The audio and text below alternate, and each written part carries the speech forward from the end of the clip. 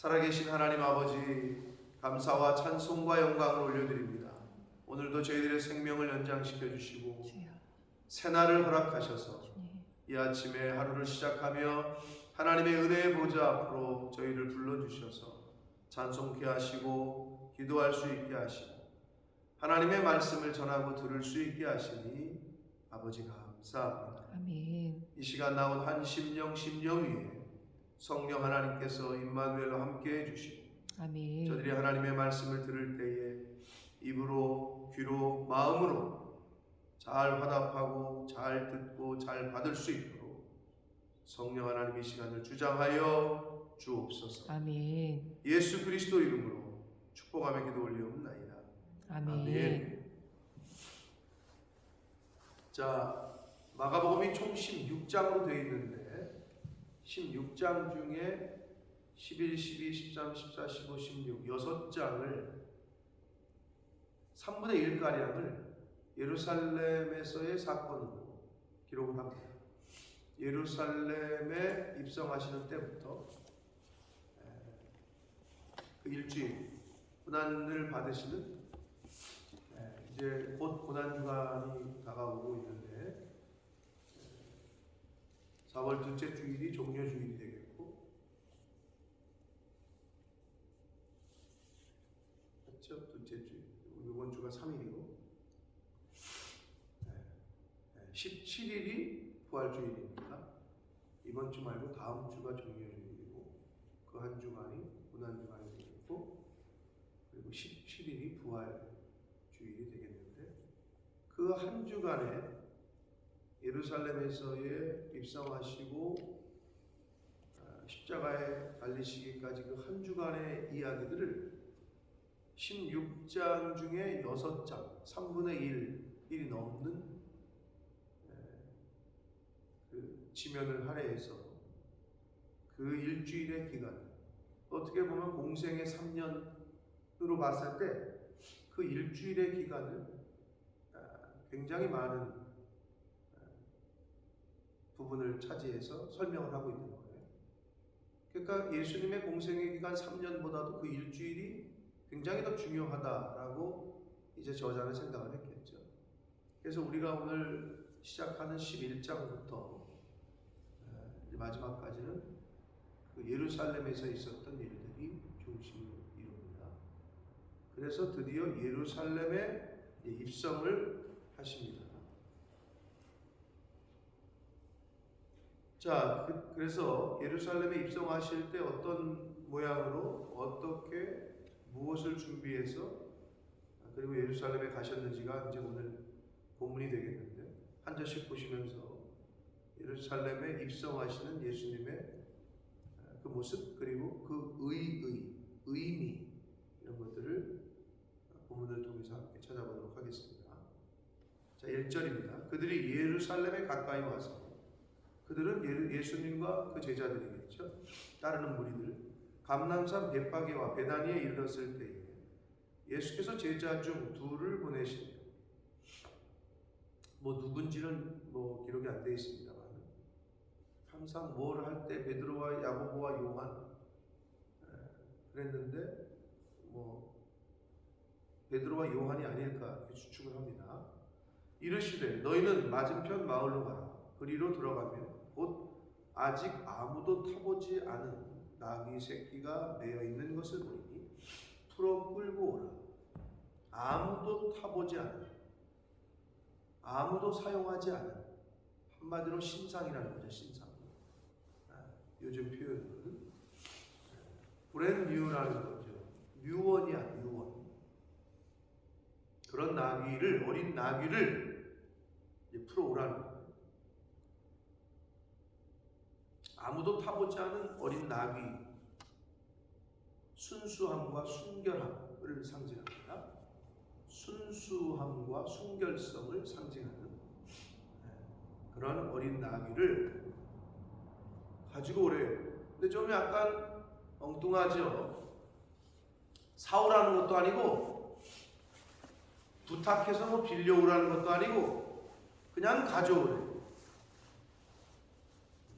예수님의 주권, 하나님의 어떤 주권성을 상징합니다. 모든 것이 주께로부터 나왔고 주로 말미암았고, 그렇기 때문에 예수님께서 그렇게 말씀을 하셔요. 그럼 여기서 예수님이니까 그럴 수 있겠다라고 하는데, 계속해서 예수님이 뭐라고 얘기하시냐? 만일 누가 너희에게 왜 이렇게 하느냐 묻거든, 당연히 그러겠죠. 주가 쓰시겠다. 그리하면 즉시 이리로 보내리라 하시니. 여기서 기록이 되어 있지 않습니다만은 충분히 합리적으로 제자들이, 아니 예수님 뭐 잘못 드셨나? 아니 그거를 남의 거를 그냥 가져오면 어떡합니까? 또는 뭐라고요? 돈 주고 사오는 것도 아니고 빌려오는 것 같더니 그냥 풀어 가져오라고요? 그 주인이 묻거든 주가 쓰시겠다라고 말을 하라고요? 뭐 이런 대화들이 오고 가지 않았을까라고 생각이 되는데 안 써 있어. 그러면 있는 그대로 얘기하자면, 이렇게 명령하시는 예수님보다 그대로 행하는 제자들이 진짜 아무 말 없이 그대로 행했다면 정말 대단한 거죠. 지금 상황에서 제가 누구에게 이렇게 부탁하면은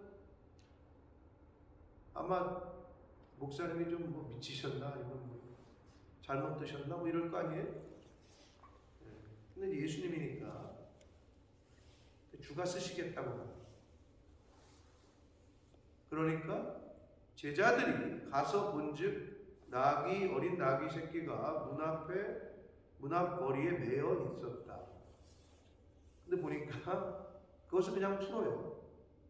그러니까 제자들의 순종과 믿음, 예수님에게 묻거나 한 게 기록이 안 되어 있기 때문에 있는 그대로를 보자면 정말 제자들의 절대적인 순종과 믿음을 보여주고 있다라고 밖에 말할 수밖에 없습니다. 저 같은 분명히 물었을 거예요. 사오는 게 아니고 빌려오는 게 아니고 그냥 가져오라고요. 그런데 제자들은 예수님의 말씀 그대로를 말씀하신 그대로 행하고 있다. 그걸 풀어요. 근데 당연히 거기 있는 사람 중에 어떤 사람이라고 되어 있는데 주인이거나 아니면 자기가 컨트롤하는, 자기가 돌보고 있는 종이거나 그렇겠죠. 그러니까 물어요. 나귀 새끼를 지금 왜 푸냐? 너 풀어서 지금 너 뭐 하려고 그러는 거냐? 라고 묻습니다. 그러자 제자들이 예수께서 이르신 대로 말했다라고 기록되어 있어요. 아니 그게 아니고 이렇게 부차적인 부연 설명을 하는 게 아니라 그러니까 주님께서 말씀하신 그대로를 말했다는 거죠. 우리 주께서 쓰시겠다라고 말하라 하신다 라고 하자 이에 허락했다라고 성경은 말씀하고 있습니다.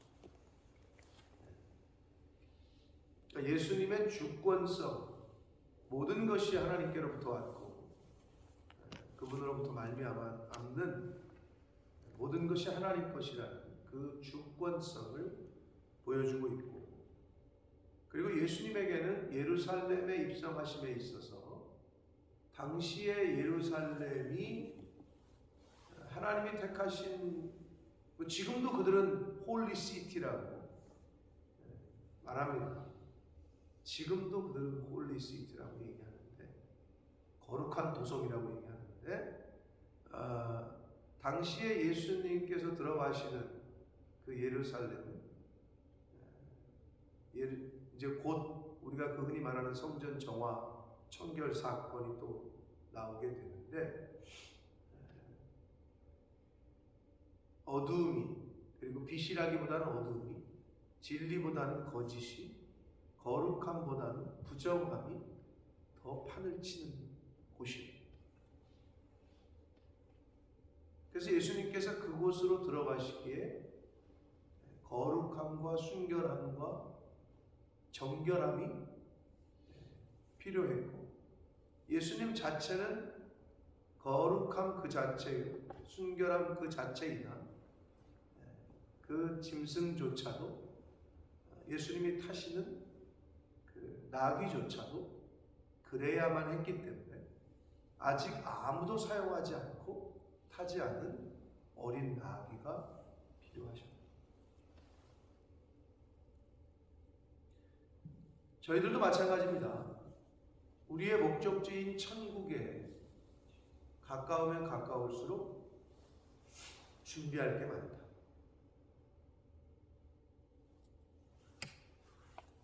결혼식 할 때 준비 많이 하잖아요. 네? 결혼 예식이라는 걸 할 때도 준비를 해. 몇 달 전부터. 심지어는 1년 전부터.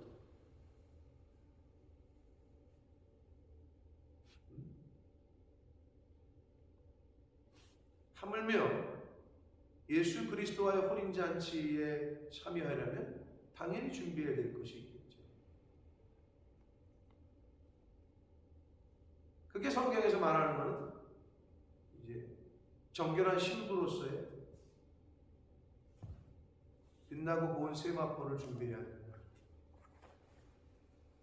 혼인잔치가 열릴 때 단장하고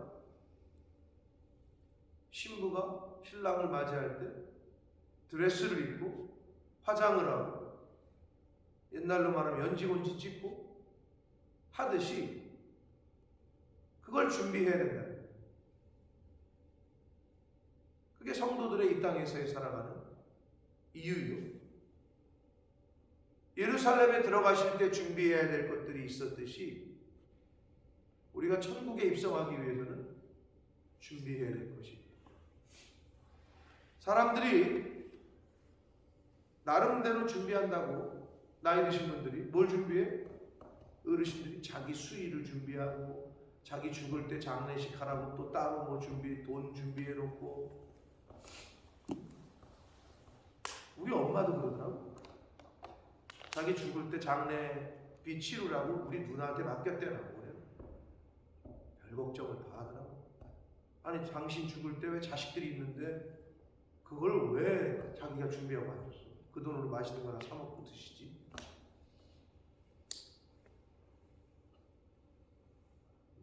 준비해야 될 걸 준비해야 돼. 그리고 뭘 준비해? 이 사람들이 자기 묻힐 땅 준비하고 묘자리 준비하고.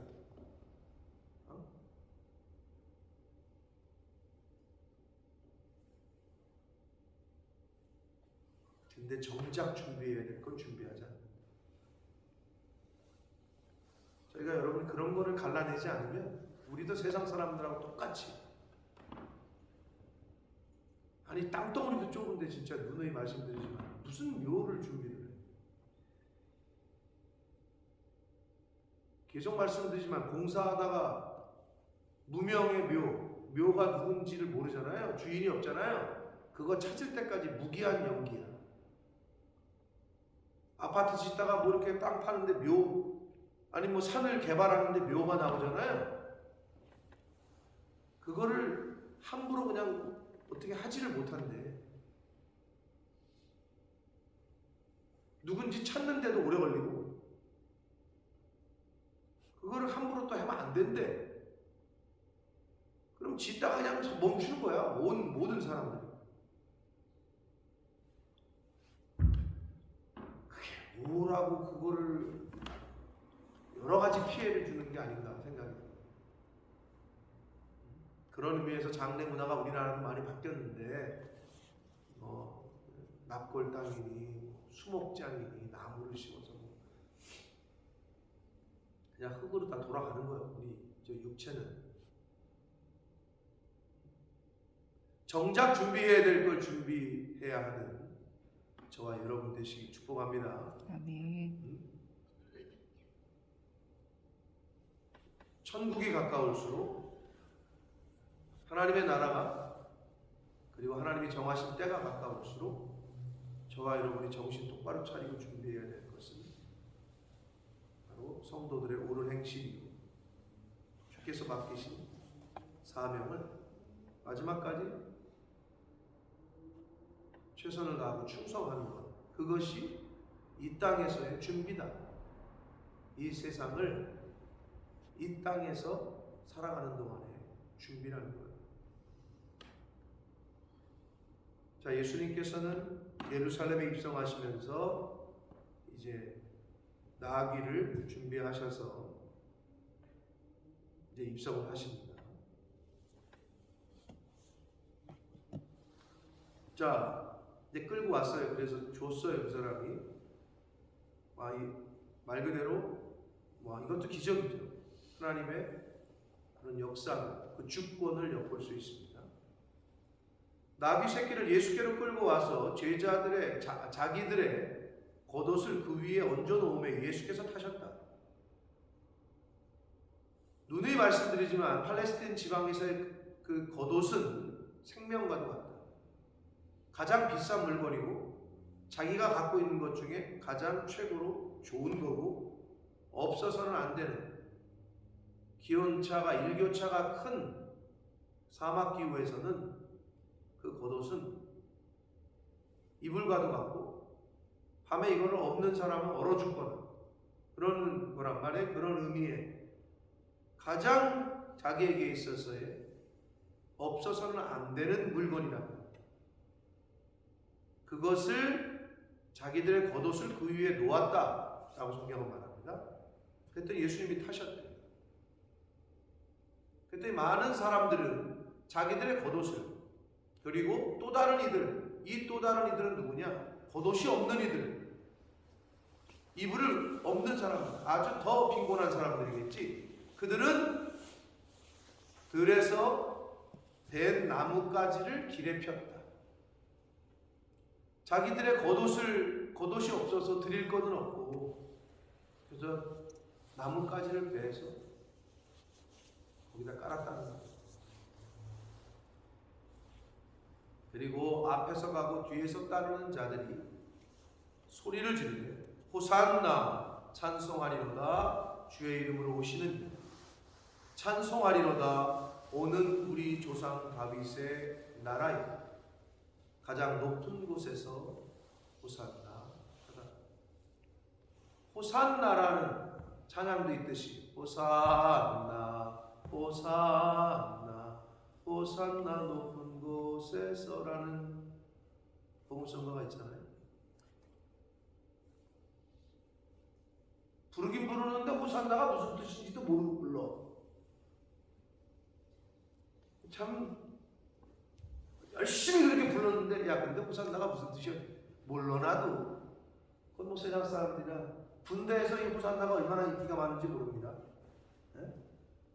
군대에서 찬양할 때, 군대 교회에서. 그리고 또 뭐가 인기가 있어요? 어두운 밤에 캄캄한 밤에 새벽을 찾아 떠난다. 실로암 또 넘버 1, 2를 다투는 곡입니다. 군대 교회에서, 특히 훈련소에서. 무슨 뜻인지는 우리는 알고는 불러야 될 거 아니에요. 호산나가 무슨 뜻이에요? 우리를 구원하소서, 이런 뜻이에요. 주여 우리를 구원하소서. 호산나, 우리를 구원하소서, 우리를 구원해 주십시오.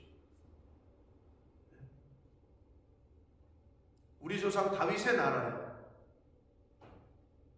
그러니까 예루살렘에 입성하실 때에는 분명히 메시아의 신분으로 입성을 하신 게 맞아요. 그리고 그 따르던 무리들이 예수님의 이렇게 소리를 질렀다는 것은 예수님의 신분과 정체를 어느 정도 알고 있었을 거라고 추측이 가능한데, 우리를 구원해 주십시오, 우리를 구원해 주십시오 라고 소리를 지릅니다. 우리가 예수님을 처음 만났을 때, 하나님을 처음 접했을 때에 결국에 우리가 인간이 신에게 할 수 있는 가장 최고의 그 간절함과 고백은 구원의 문제죠. 나를 구원해 주십시오.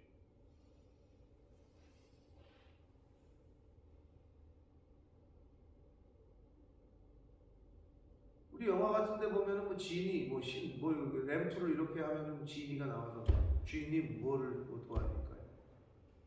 그러잖아요. 그럼 뭐 돈을 줘, 또는 뭐 차를 줘, 또는 뭘 어떻게 해줘. 근데 거기서 내 생명을 연장시켜줘. 이런 거는 한 번도 본 적이 없는 것 같아요. 네. 그 생각을 못해서 그랬나? 그런 글을 쓰는 사람이?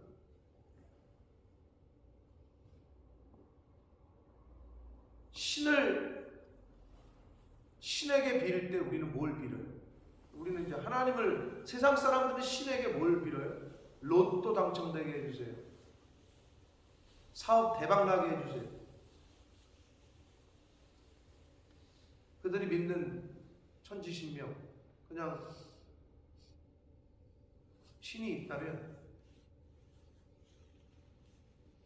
세상 사람들은 그렇게 빌겠죠? 그럼 저와 여러분은 뭘 비냐는 거지, 하나님에게. 호산나, 호산나, 우리를 구원하십시오. 우리를 구원해 주십시오.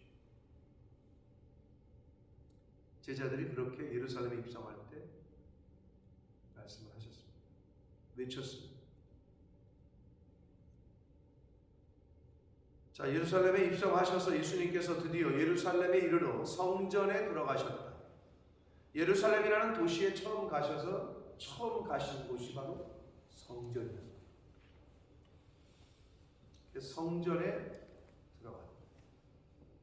그리고 모든 것을 둘러보셨다. 때가 이미 저물매 12제자를 데리시고 베다니로 가셨다. 라고 말씀하고 있습니다.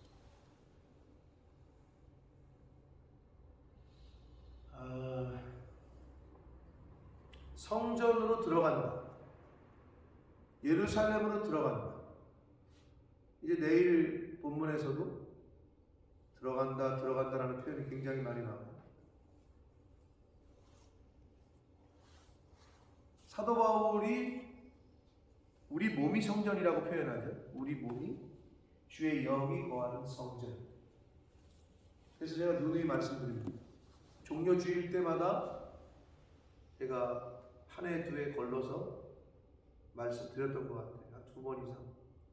예수님께서 예루살렘에 입성하시는 것, 예수님께서 예루살렘으로 진입하신다, 들어오신다, 예수님께서 성전에 들어가신다. 이거는 뭐랑 똑같으냐?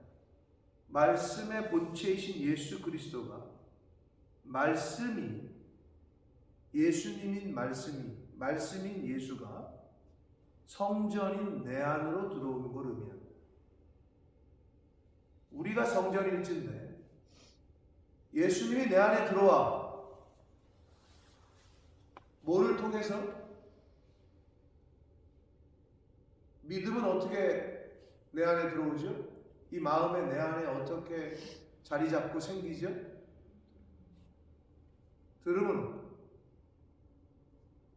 학생이 선생님의 가르치는 그 지식을 어떻게 내 마음의 자리를 세틀 다운하게 하죠? 선생님의 가르침을 잘 들음으로. 보고, 듣고, 쓰고. 이걸 통해서 선생님이 가르치시는 지식이 내 머리에, 내 마음에 자리 잡는 거예요. 하나님의 말씀을 잘 듣고, 읽고, 쓰므로 하나님의 말씀이 내 안으로 들어오셔. 내 머릿속에, 내 귀를 통해서, 들음을 통해서 들어오셔. 그래서 내 안에 자리를 잡아. 그래서 여기서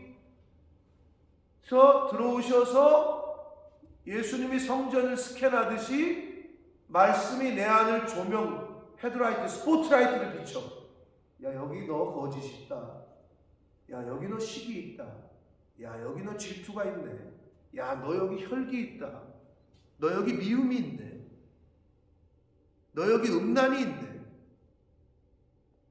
이렇게 비춰. 말씀이 내 안에 들어와서.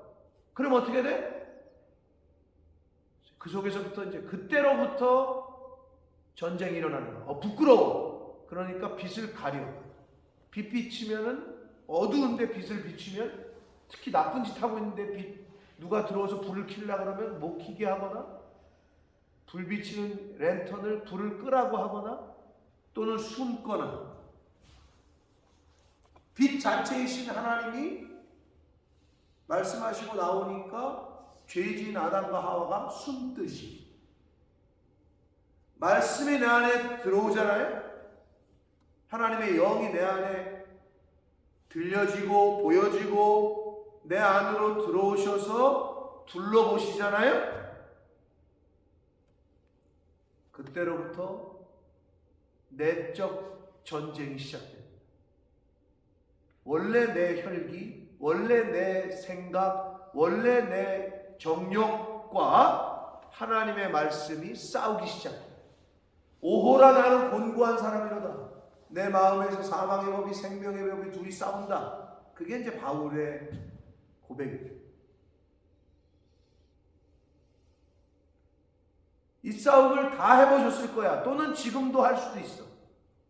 아니 죽기까지 해야 될지도 몰라. 근데 전쟁이 나면 어떻게 돼요? 힘들죠. 지금 러시아, 우크라이나 지금 수많은 사람들이 죽었습니다. 난민이 지금 우리 우크라이나 바로 옆에 있는 몰도바에 우리 선배가 계신데 몰도바에도 수십만 명이 넘어오고 난민이 그 주변으로 다 넘어가는 거예요. 그러니까 그들을 어떻게 애로부터 그냥 여자들 그냥 그 먹여요. 재울 때가 있어, 먹을 때가 있어. 그래서 몰도바에서도 지금 사역하시던 그 한호진 우리 선배가 지금 갑자기 모든 사역을 스톱하고 난민 사역에 지금 집중하고 그걸 어떻게 다 수용할 거야? 난민들.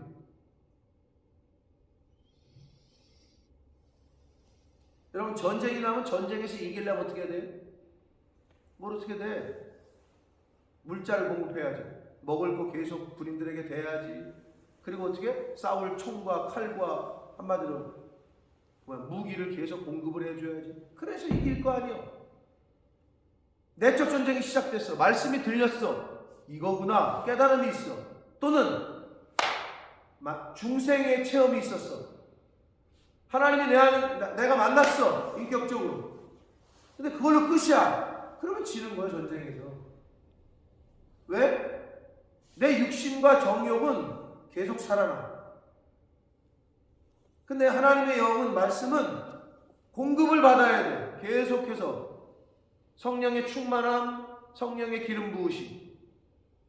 이게 계속 공급이 돼야 이 내 속에 있는 옛사람과 이게 싸우는데 한번 딱 맛보고 중생의 체험을 했는데 그 다음부터 팔로우가 없어.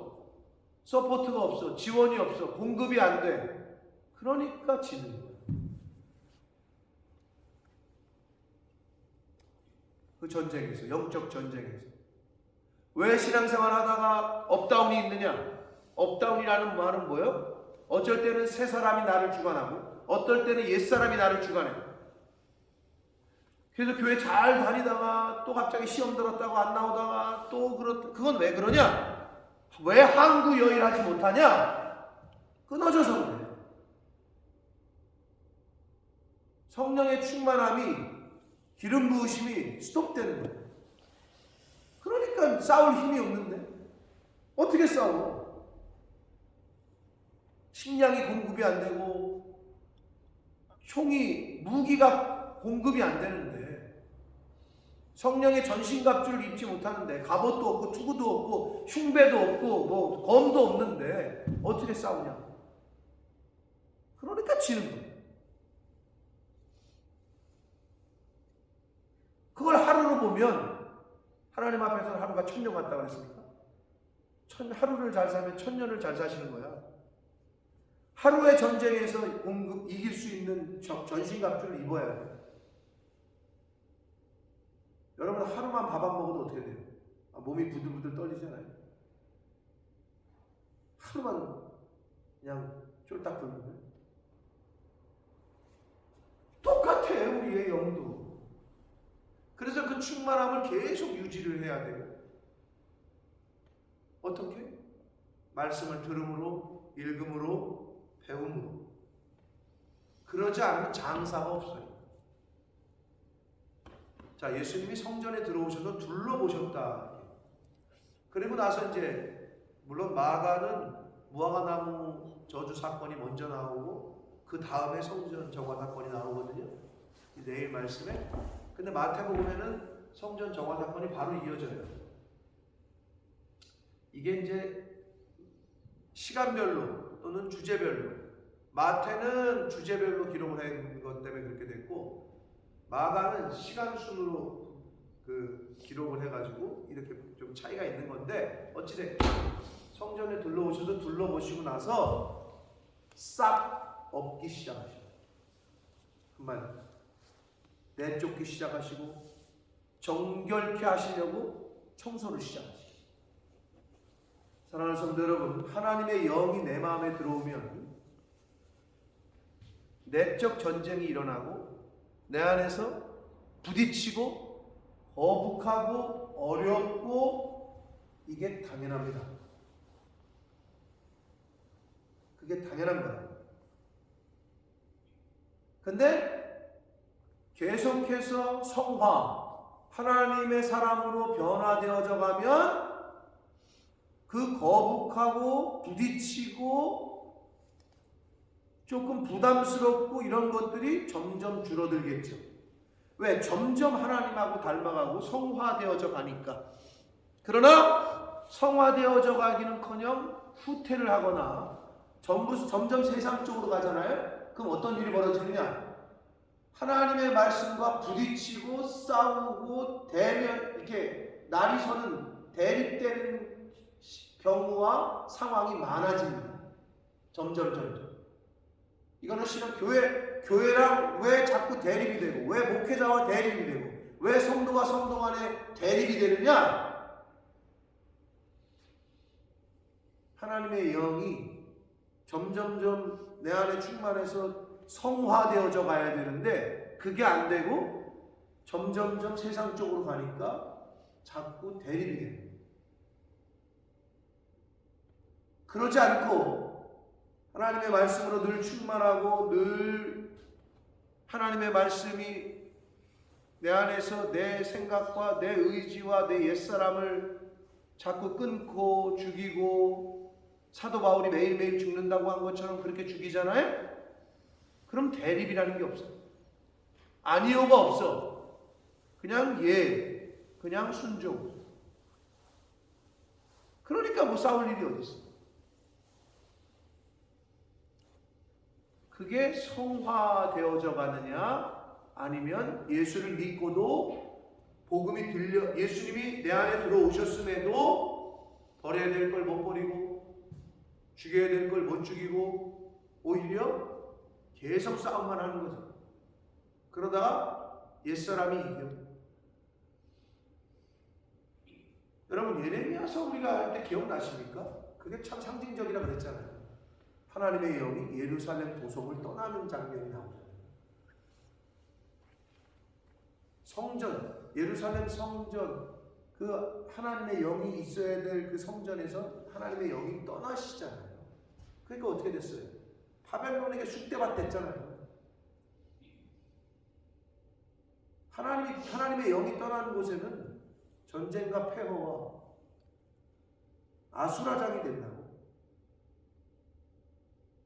하나님의 영이 있는 곳에는 일치와 화합과 화평과 평강과 평화와, 이걸 개인에게도 적용시키고 가정에도 적용시켜 보시고 회사에도 적용시켜 보시고 교회에도 적용시켜 보라. 그런 의미가 예수님이 들어오셨다. 예루살렘의 성전에 우리 가정에 예수님이 오셨다. 내 안에 하나님의 영이 찾아오셨다. 그런 의미가 있는 것이다. 사랑하는 성도 여러분, 하나님의 말씀, 하나님의 영을 늘 매일매일 초청하시고 받아들이시고 들어오게 하시는 저와 여러분 되시길 축복합니다. 아멘. 띵동 눌렀는데 보니까 내 마음에 안 드는 사람이야. 문 안 열어주겠지. 위험한 사람이야. 또는 문을 안 열어주겠지. 근데 노크를 두드렸는데 보니까 주님이야. 말씀이야.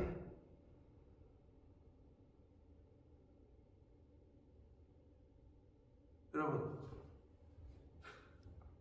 아내가 또는 남편이 문을 열려고 보니까 어머 이 시간에 왜 왔지 이 사람이? 하고 문을 안 열어줘. 그건 뭐예요? 아니 남편이 두들기고 아내가 두들기는데 왜 문을 안 열어주지? 빨리 숨어. 이것밖에 없는 거예요. 아니 남편이 문을 두드리고 있는데 아내가 문을 두드리고 있는데 왜 문을 안 열어? 왜 주님께서 문을 두드리는데 왜 문을 못 열어? 내가 바람피고 있거든. 내 속에 다른 게 있거든. 그러니까 못 여는 거예요. 아니 목사님이 찾아왔는데 왜 못 열어? 안에서 화토 치고 있거든. 목사님이 찾아왔는데 왜 문을 못 열어? 안에서 술 마시고 있거든. 주의 영이 두들기는데 왜 문을 안 열어? 왜 숨어? 시기 질투 미움이 가득 차 있거든. 그러니까 못 여는 거예요 문을.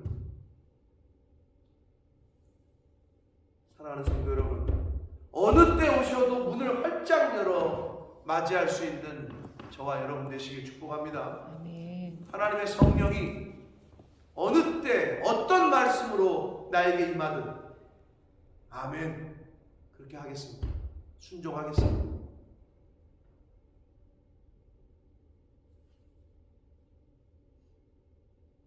그렇게 되시는 저와 여러분이 되시길 축복합니다. 아멘. 하루하루가 그렇게 성화되어져 가요. 하나님의 성령이 내 안에 들어오실 때 이거 어떡하지? 지금 들어오시면 안 되는데 이거 어떡하지? 이거 막아야 되는데 못 들어오게 해야 되는데 애가 아니라 언제 어느 때 어떠한 말씀으로 내게 임하시든 아멘. 주님 제가 그렇게 하겠습니다. 주님 뜻대로 하십시오 라고 하실 수 있는 저와 여러분 되시길 예수 그리스도의 이름으로 축복합니다. 아멘. 살아계신 하나님 아버지 감사와 찬송과 영광을 올려드립니다. 아버지 예수님께서 예루살렘에 들어가셨습니다. 성전에 들어가셨습니다. 가서 둘러보시니 말이 아니었습니다. 장사하고 물건을 팔고 시장통이 되어져 버렸습니다. 아버지 말씀이 내 안에 들어오실 때 저희가 과연 그 말씀을 그 성령을 웰컴하는지 아니면 못 들어오게 막는지